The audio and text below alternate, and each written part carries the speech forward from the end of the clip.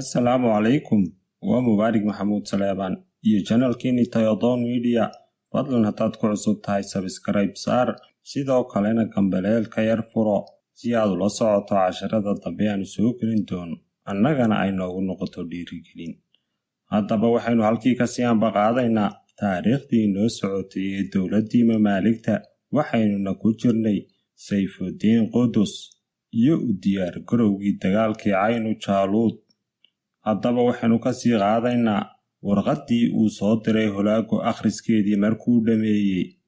Qudus wuxuu qabtay kulan wada tashi ah. Wuxuu isugu yeedhay raggii hogaamiyeyaasha ugu waaweynaa iyo madaxdii wasaaradaha. Waxay degdeg u bilaabeen inay falanqeeyaan arrintan. Si geesinimo leh ayuu Qudus u cadaystay mowqifkiisa oo wuxuu si cad ugu yidhi, aniga ayaa baxaya oo hogaaminaya ciidamada la dagaalami doona Tataarka. Si cad ayuu Qudus ugu yidhi madaxdii muslimiintaay, waxaad cunayseen wax badan baytulmaalkii muslimiinta, dagaalkana waad ka cago jiidaysaan, ee anugu waan baxayaa. Qofkii jihaad doonaya wuu i raaci, kii kalena gurigiisa ha iska joogo. Laakiin waxaad ogaataan, dembiga dumarka muslimiinta ahi waxay sugan yihiin qoorta kuwa ka hadha dagaalka. Waxay kelmadani ku dhaceen quluubta madaxda, waxayna isku dareen oohin. Shaki kuma jiro in madaxdu markii ay arkeen darajada uu Qudus joogo inay quluubtoodii xamaasadi gelayso. Haddaba maxay ugu jawaabeen madaxdii? Waxaa istaagay qaar ka mida madaxdii oo ku caddaynaya hadalkooda mowqifka iyo inay ku raaceen madaxweynaha go'aankiisa iyo inay la dagaalamayaan Tataar. Sidaas ayuu arrintaas ugu guulaystay Sayfudiin Qudus. Kadib markii uu golihiisii ciidamada la tashaday, waxa uu go'aansaday in qoorta laga gooyo 4 Tataari ee Holaago warqadda hanjabaadda ahayd u soo dhiibay. Kadibna madaxyadooda laga laadlaadiyo iridaha magaalada ee Qaahira ayuu amray Qudus. Kadib dilkii ergada, wuxuu bilaabay Qudus inuu si degdeg ah ciidamadiisii u diyaariyo, waayo waxaa soo dhowaaday dagaalkii. Laakiin Qudus waxaa ka hor timid mushkilad dhaqaale oo aan ka dhib yarayn kuwii hore ee uu ka soo gudbay.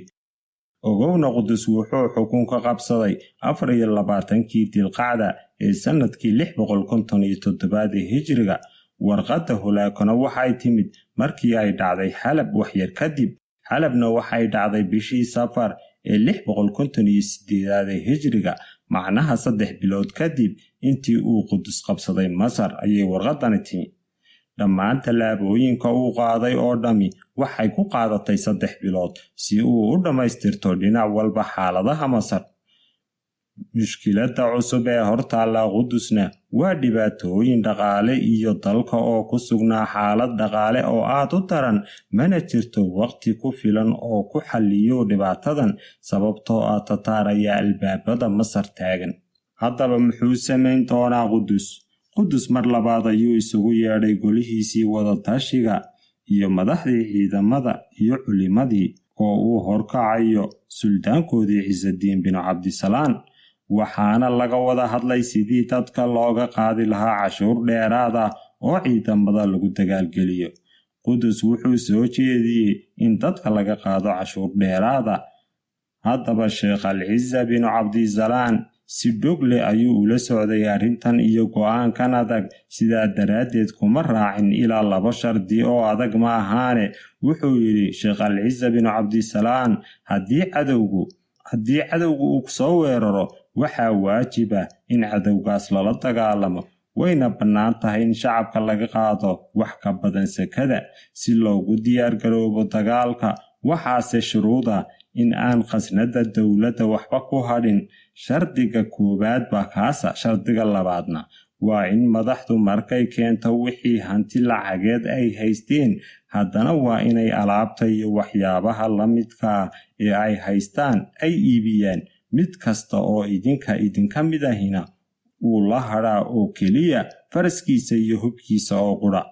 Laakiin haddii alaabtiinnii quruxda badnayd guryaha idiin taallo, idiinma bannaana qaadashada xoolaha dadweynuhu. haddaba sayfudiin qudus wuu aqbalay labadaas shardiba.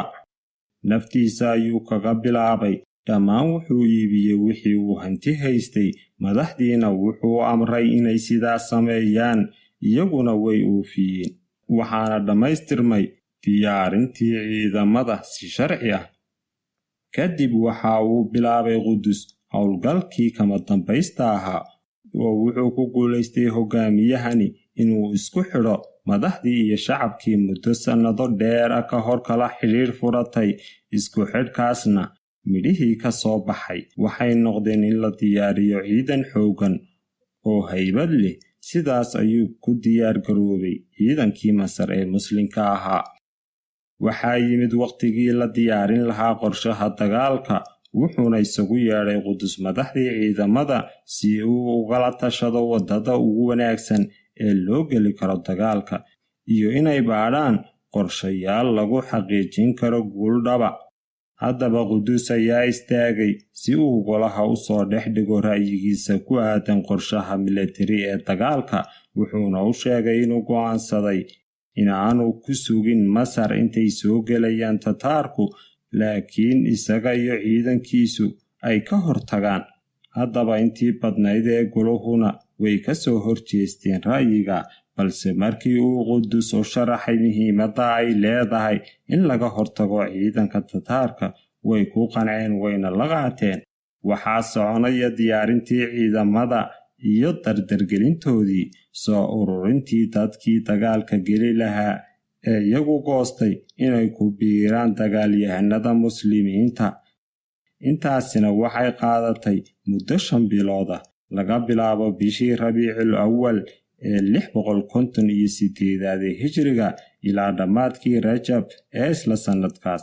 haddaba marka laga yimaado diyaarinta ciidamada, waxaa garab socotay dadaalo diblomaasiyadeed oo uu waday qudus, uguna gogol xaadhayo dagaalka weyn ee uu la geli doono Tataarka. waxaa jiray qaybo aan yarayn oo ka mid ah Falastiin, Lubnaan iyo Suuriya, gaar ahaana xeebta badda cad ee dhexe oo ay ku teedsanaayeen imaarado kiristaanahi, kuwaas oo kala ahaa Cakaa, Xiifa, Siida, Suur, Beyruud, Laadiqiya iyo Andakiya. imaaradda ugu awoodda badanina waxay ahayd Cakaa oo ku taalay Falastiin. imaaraddani waxay ku taallaa waddada uu sii mari doono qudus marka uu doonayo inuu Falastiin kula dagaalamo Tataar. sidaas daraaddeed qudus kulama dagaalami karo Tataar Falastiin isagoo aan dhammayn mushkiladda Cakaa. qudus markan wuxuu u degdegay inuu heshiis muddaysan la galo kiristaanka Cakaa intaanay la midoobin Tataarka. isla markiiba wuxuu u diray wafdi la soo heshiiya kiristaanka. haddaba kiristaankii heshiiskii uu soo bandhigay qudus si fiican ayay u aqbaleen, wayna isku afkarteen. haddaba intaa ka bacdi maxaa dhacay? intaasi markay dhacday, imaaradihii yaryaraa ee kiristaankana uu la galay heshiis. markanna waxaa dhacday nadiifintii ciidanka muslimka ah. waxaa la yaaba, waxaa soo diyaargarow ee muuqda. waxaa jirtay koox daciifiina oo aan rumaysnayn in dagaalkan iyo ololahan uu wado sayfudiin qudus aanay ka dhab ahayn, oo waxan ay wadaan oo dhammi ay jibbo uun tahay bay u haysteen, oo maalin dhowna ay iska kala carari doonaan sidii caadada ahayd ee ay uga barteen madaxdii gobolkaas ee wakhtiga muslimiinta xukumaysay. weligoodba may rumaysan in qudus si dhab ah dagaal ugu diyaargaroobayo, laakiin markii uu dagaalkii soo dhowaaday ayay yaqiinsadeen in arrintu tahay xaqiiq, dagaalkiina la gelayo. haddaba markay arkeen in dagaalku dhab ka yahay qudus, ayaa baqdin qalbiga loogu riday raggaas, waxayna bilaabeen fikira inay ka cararaan ciidanka. kadibna way kaga dhabeeyeen oo way carareen iyaga oo iska eegaya indhaha dadka. haddaba bixitaanka qoladani ay ka baxday safafka muslimiinta xilli hore waxay dan u ahayd ciidanka muslimiinta. sidaas daraaddeed qudus iskuma howlin qoladaas carartay soo celintooda, waayo askariga dhabtaa ee islaamku maaha kan ka carara jihaadka, waase kan ku carara jihaadka. sidaas ayuu ku sifoobay ciidankii muslimiintu. waxaa la soo gaaray markan ambabixii ciidamada ee dhanka Falastiin. waxaa ciidamadii la isugu keenay taliskii ugu weynaa ee ciidamada, wuxuuna ku yaalay gobolka al-Saalixiya ee dhinaca bari si ay uga ambabaxaan taliskaas. Kadib Qudus wuxuu siiyey tilmaamihii iyo habkii ay u dhaqaaqi lahaayeen markay Falastiin u baxayaan. Dhaqaaqan ciidamadu wuxuu ahaa bilowgii bishii Shabcaan ee sannadkii 658 ee Hijriga oo ku beegan bisha Luulyo ee sannadkii 1260 ee miilaadiga. Haddaba Qudus wuxuu ciidamadiisa ku wataa shax. Markan ay socodka ku jiraan, waxay u kala habaysan yihiin sidii ay u dagaal geli lahaayeen haddiiba dagaal qabsado si lama filaan ah.